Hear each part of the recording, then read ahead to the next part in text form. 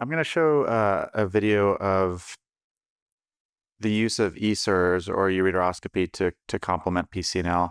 I think historically we would perform PCNL without the addition of a ureteroscope, and I think it brings a lot of valuable additions. And so I'm just going to start the video.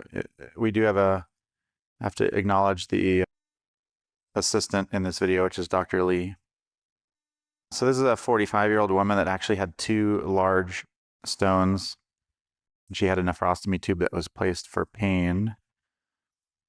And what's interesting about this to note is this was one of her large stones, and you can appreciate on the imaging that her two stones or she actually had a third stone shown circled there.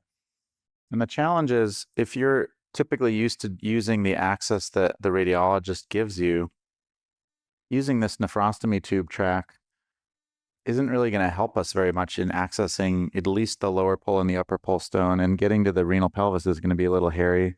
And also, it looks like the nephrostomy tube doesn't even go through a calyx. It looks like it goes right into the renal pelvis. So dilating this is probably going to be a little bit stressful, especially if we're trying to reduce our complication and bleeding rate.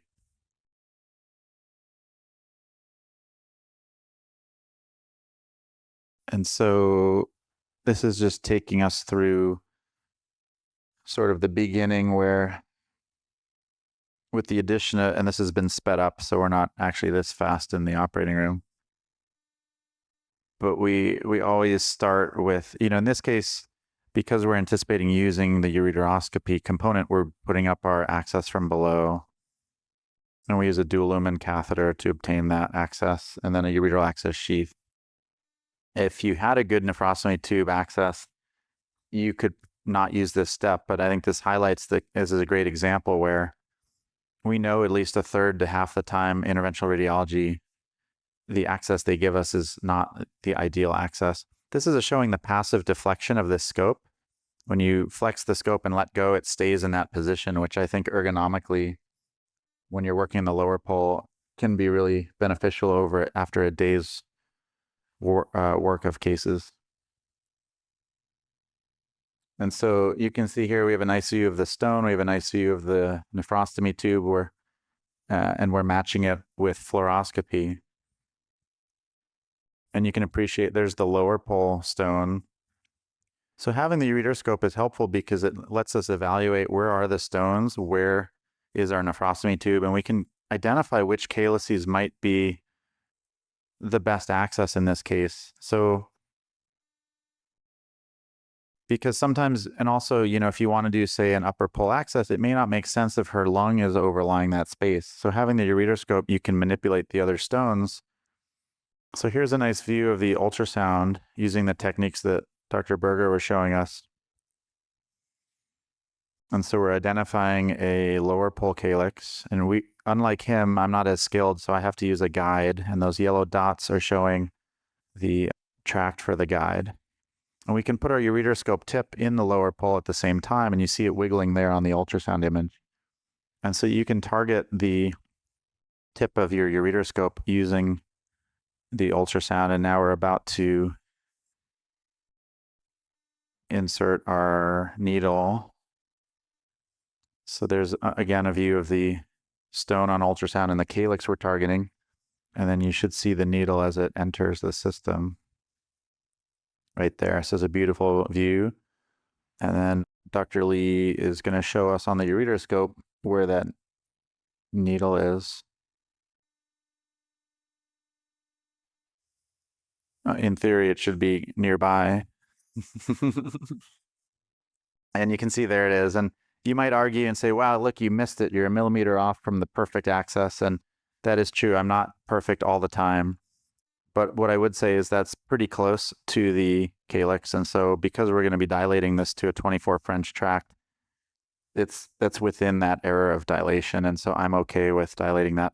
If you look on the picture, you can see that the nephrostomy tube is actually, the entry point of the tube is actually fairly close to our needle. So that will become an issue in a minute. But first, once we have our access, we can we pass our guide wire. And the beauty of having the ureteroscope in here is that all of this can be confirmed visually. So even though I'm using fluoroscopy, you don't necessarily have to, and you can reduce your fluoroscopy exposure because you have this visualization. Turns out some of these stones got stuck in the sheath while we were doing our work, and so we're just going to remove them with sort of a pseudo fans technique.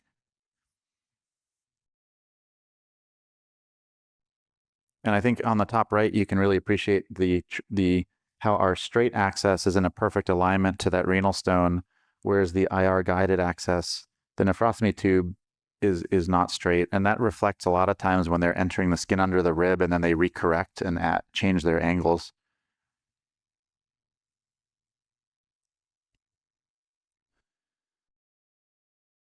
And so now we're using this angled vascular catheter to direct the wire down. In an ideal world, if we can get our access with the wire through the kidney and then down into the bladder, especially when you're doing a lower pole stick, because I think the lower pole of the kidney is more mobile.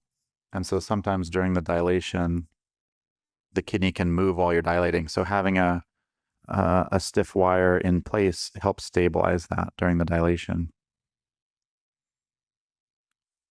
Oh, that's right. We were struggling, so we took that nephrostomy tube out, and now it's now we're using the angled catheter. You can see it there in the sheath. So once we have our wire, and again, all of this can be done with direct visualization.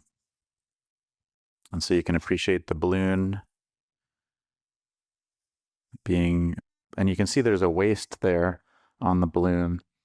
This particular balloon is very strong in its dilating power, but that's something to be considered of. And some patients have a fascial rim. And so making sure that that is fully gone before you try to pass your sheath is important, because you can run into challenges advancing the sheath.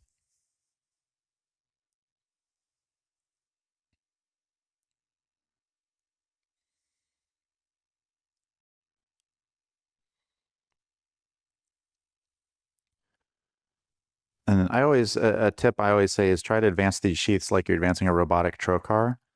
So using your other hand to put counter pressure on the counter traction on the balloon. Now, the coolest part, I think, about the combined approach is you can watch each other. So you can watch the ureteroscope, and the ureteroscope can watch the lithotripter, the nephroscope, and you can not only admire each other's work, but you can then look around and really survey for other areas. So this is a nice illustration of that's the main renal pelvis stone. But then if you remember to the left in the lower pole anterior calyx, there's another stone. And so we probably can't get to it with this rigid nephroscope, but having the ureteroscope there will enable them to get into that calyx and grab it.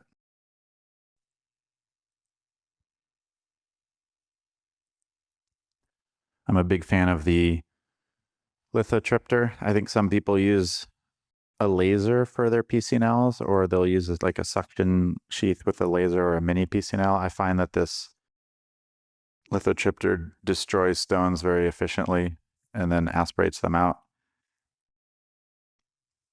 And so it's a nice view from the ureteroscope to kind of see how fast it's destroying the stone. I think we don't appreciate that sometimes.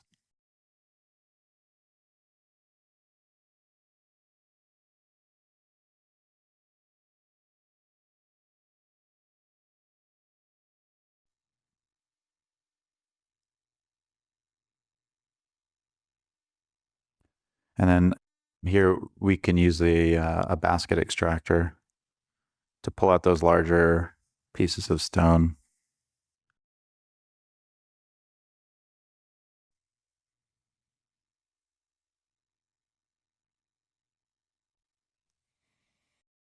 And let's see.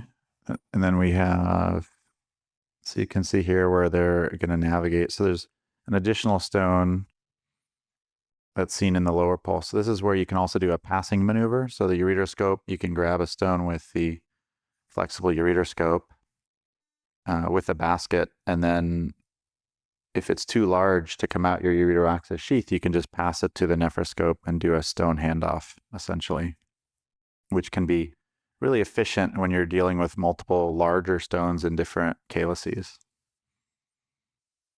So there you can see we found that stone on ureteroscopy, and so we're going to use the basket to grab it and pull it out or hand it off. And if you look on the fluoroscopy picture, you can see how it's around the corner. The ureteroscope is in that other calyx where the nephroscope can't access. And so there,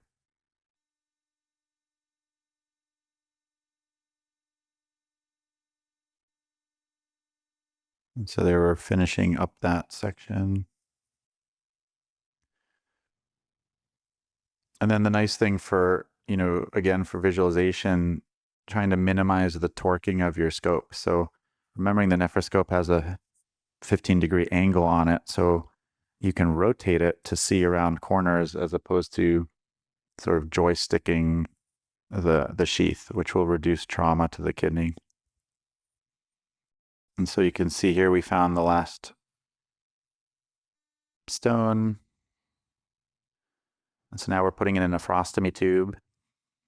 And so again, just a nice angle to be able to visualize it with the ureteroscope at the same time. And you can see on fluoroscopy confirming it's in the right position.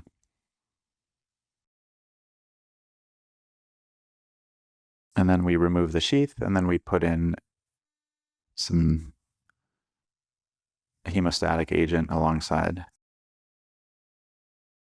And so in this case, this patient preferred the nephrostomy tube, so she elected it, but you could put a stent in instead in this case. So hopefully putting those steps together was helpful.